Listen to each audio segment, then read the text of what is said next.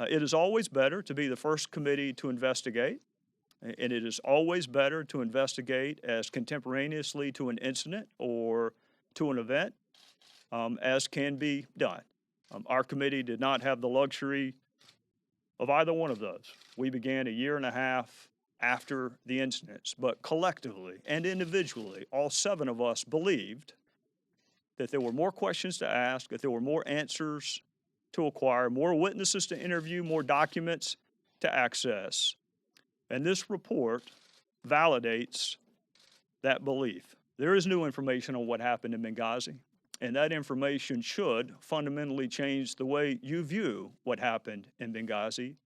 And there are recommendations made to make sure it does not happen again. And I think that if you will read the report, that you will see, as the chairman mentioned, that what was going on in Washington at 10:08 when the secretary made her first comments, we had men on the roof at the annex trying to protect their lives and the lives of the others Americans in Benghazi.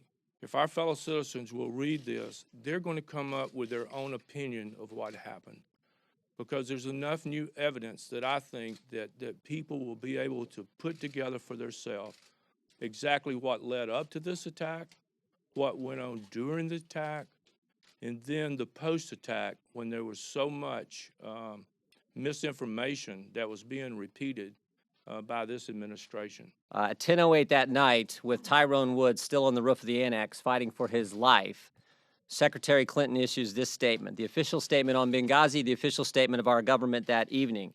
Some have sought to justify this vicious behavior as a response to inflammatory material on the internet.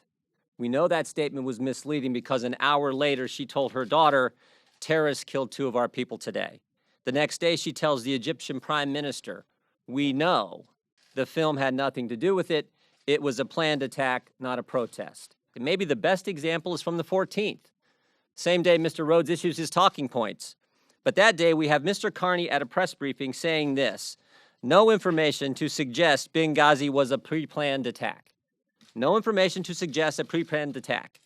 That same day, State Department official in Libya says this, Benghazi was a well-planned attack. You couldn't have a starker contrast than those 2 statements. This was attack by radical Islamic terrorists on an American facility.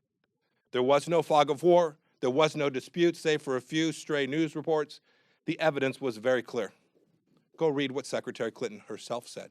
Go read the words from other officials who were on the ground that night, communicating back to the most senior levels of government what had transpired that night. It wasn't about a YouTube video. It wasn't about a bunch of folks out for a walk. And when Secretary Clinton said, what difference does it make?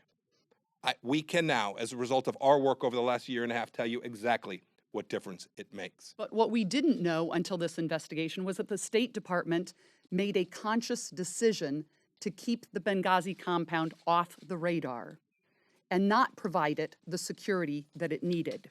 At the end of the day, no military assets were ever moving toward Benghazi.